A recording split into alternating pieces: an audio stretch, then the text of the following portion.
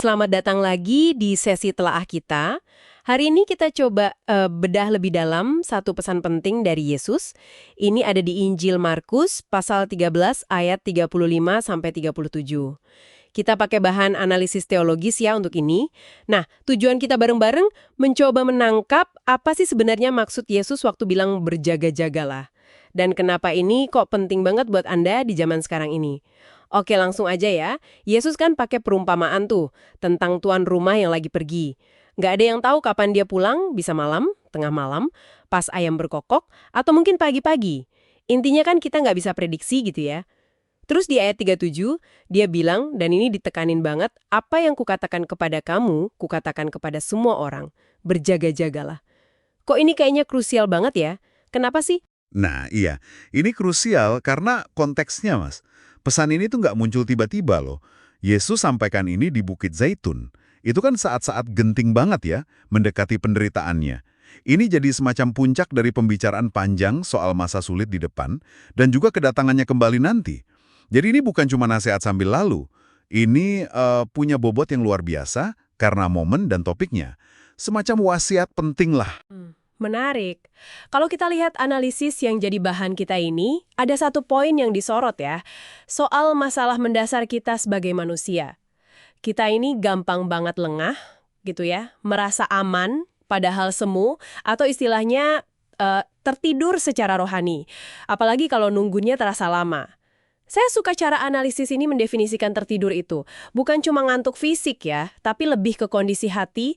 Pas kita jadi lebih cinta dunia ini, terus nggak lagi menempatkan Tuhan jadi prioritas utama pas dia datang. Menurut Anda kenapa sih kita gampang banget ya tertidur kayak gini? Ya, bahan kita ini mengulasnya sebagai kecenderungan alami manusia sih, ya, setelah jatuh dalam dosa.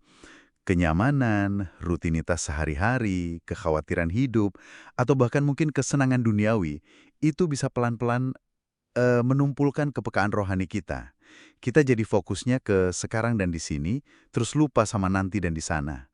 Apalagi kalau kedatangan Tuhan itu terasa abstrak atau wah masih lama banget gitu. Nah, kondisi tertidur ini bahaya, karena bikin kita nggak siap pas momen penting itu tiba. Oke, jadi itu masalahnya. Lalu solusinya dari Yesus kan jelas banget, berjaga-jagalah. Tapi apa sih artinya berjaga-jaga ini kalau kita bedah lebih dalam menurut sumber kita? Apa cuma sekedar nggak tidur secara fisik? Jelas bukan sekedar melek ya.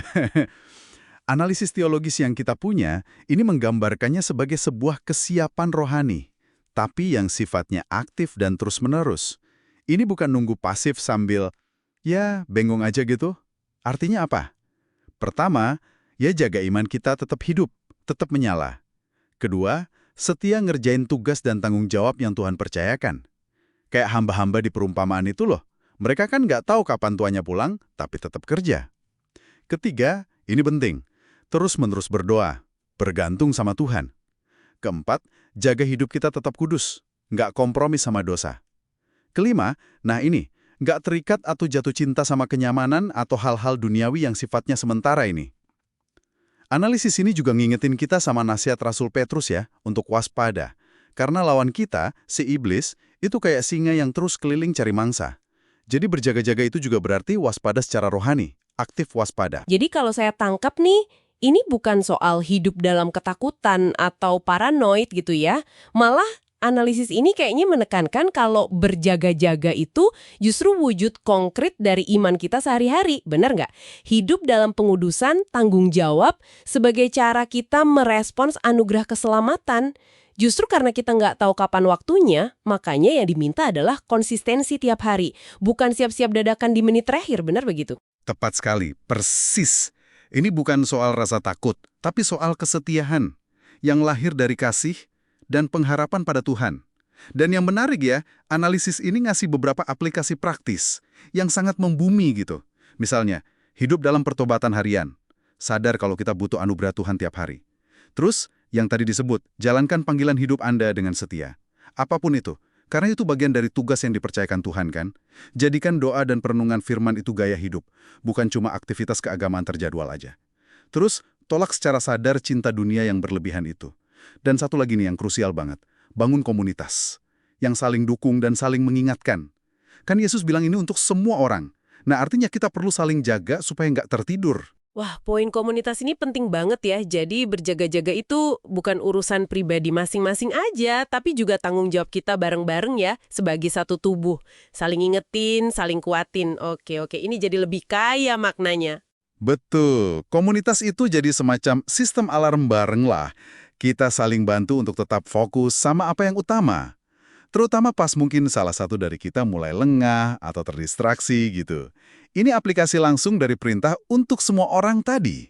Baik, baik. Mari kita coba tarik kesimpulan ya dari apa yang sudah kita gali bareng dari sumber ini. Perintah Yesus untuk berjaga-jaga ini ternyata panggilan yang mendesak ya untuk sebuah kesiapan rohani.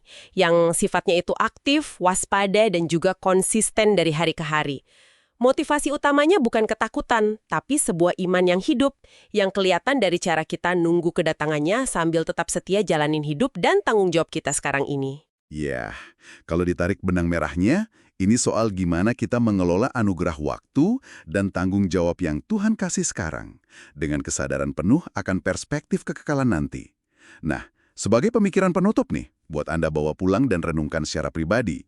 Berdasarkan apa yang udah kita diskusikan dari analisis ini, kira-kira langkah konkret apa ya yang bisa Anda mulai lakukan hari ini? Atau mungkin tingkatkan, supaya Anda bisa terus berjaga-jaga dalam menantikan kedatangan Tuhan Yesus yang kedua kalinya.